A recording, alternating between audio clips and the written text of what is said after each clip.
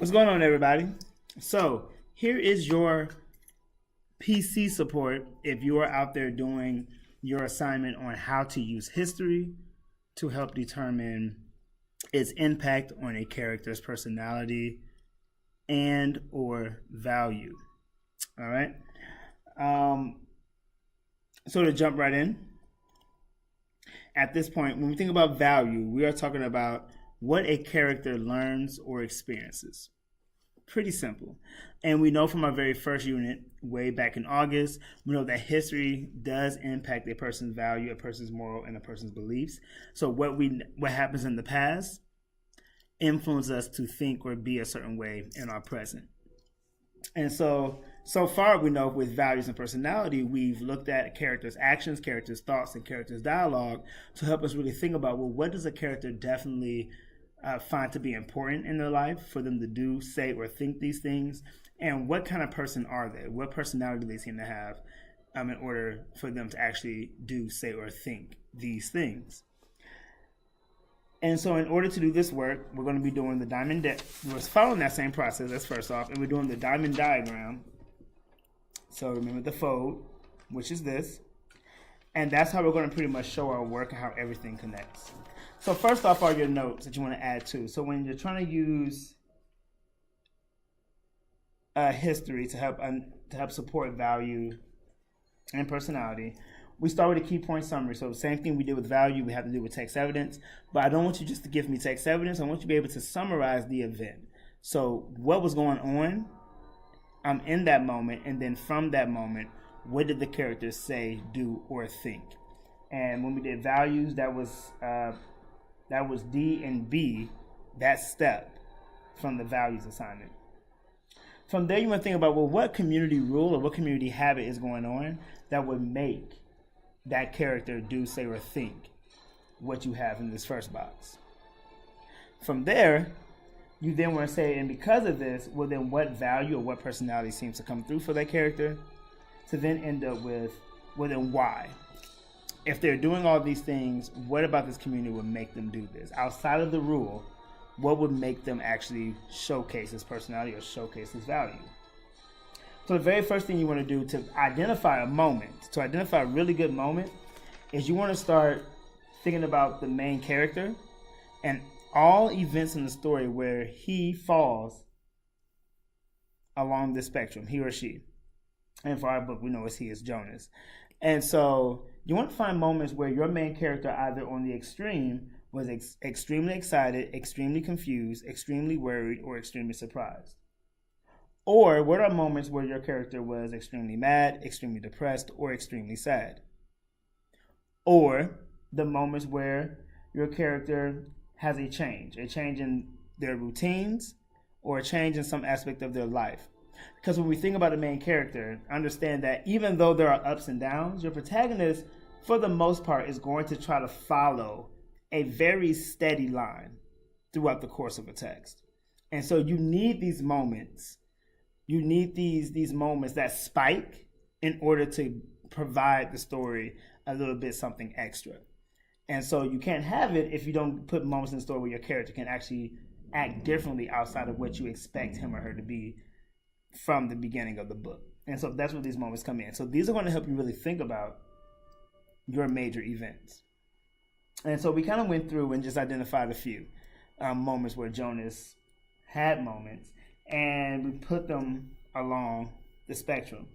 So he gets a stirring, he gets his assignment rules, Jonas gets skipped, he meets Gabriel, he sees a plane, Jonas saw an apple. Okay? Now from that part, you're going to have this organizer here. And as you see, it's already filled in, because this is the work that we did today, so I'm going to talk through it. I'm going to talk through the middle. This left column, don't worry about, because this left column here is just me modeling with a different character, because you can do this also using other characters in that chapter, focusing on how they interacted with the main character. That's a totally different conversation, and we'll talk about that another time.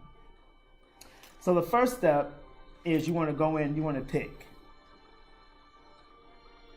3 of these, 2 to 3 of the moments, and you want to place them at the top.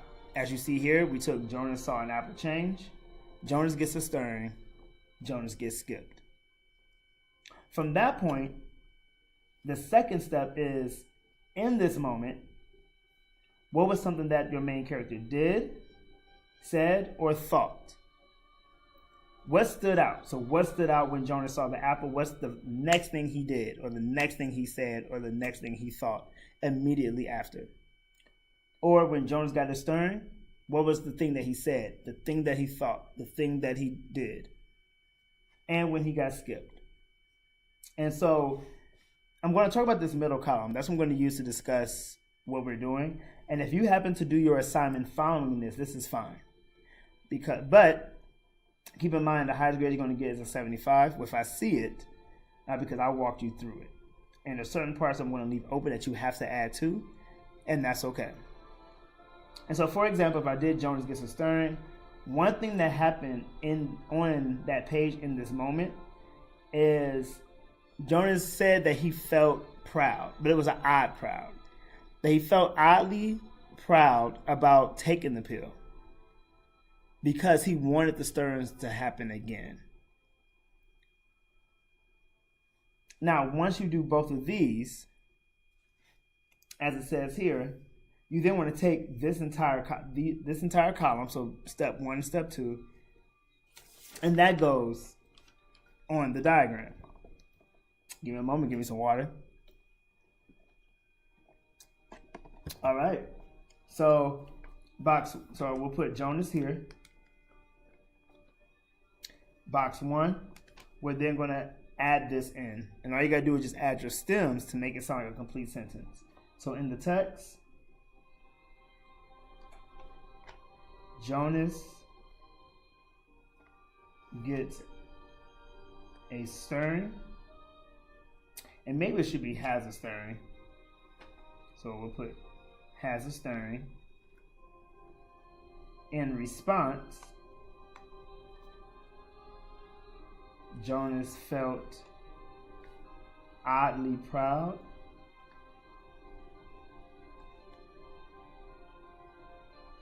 to take the pills,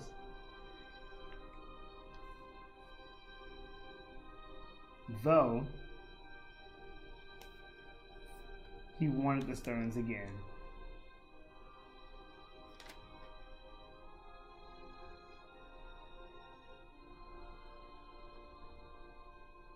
All right, so there we go, box 1. And again, as you notice, all I did was take step 1 and step 2 from the brainstorming, and I just put it together in one sentence here.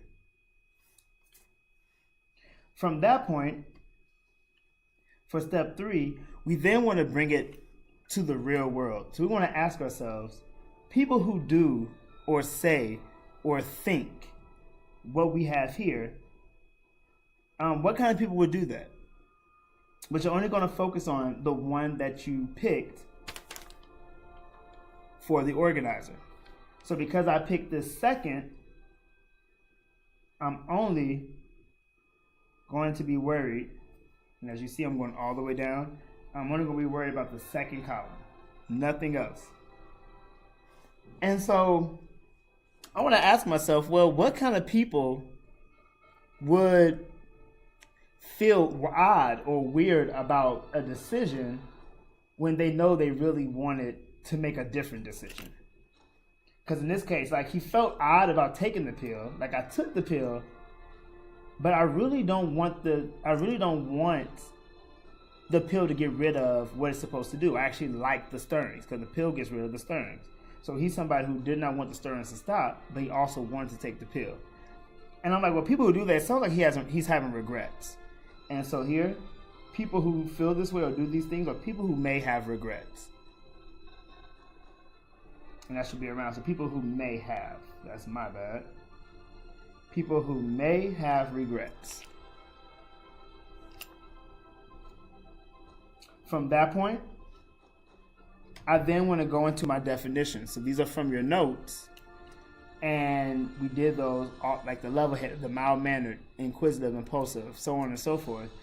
We then want to think about, well, what trait is an example of this person?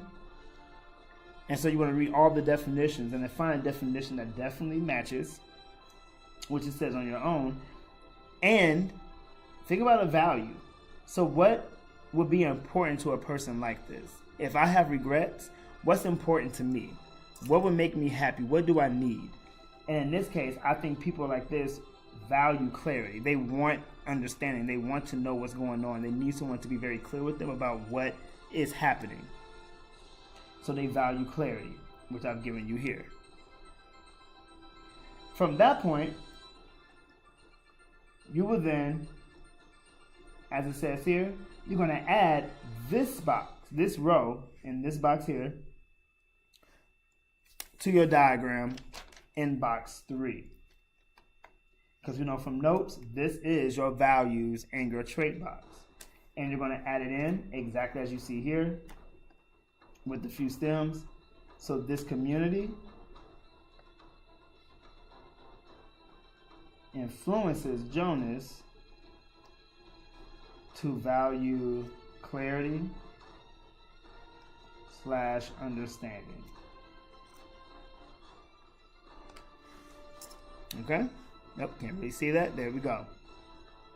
And so again, I just took what I wrote in this box here and added it here.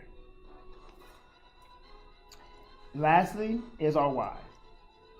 So now we want to try to think again outside of the story. We want to put, actually not too far outside. We want to put our shoes.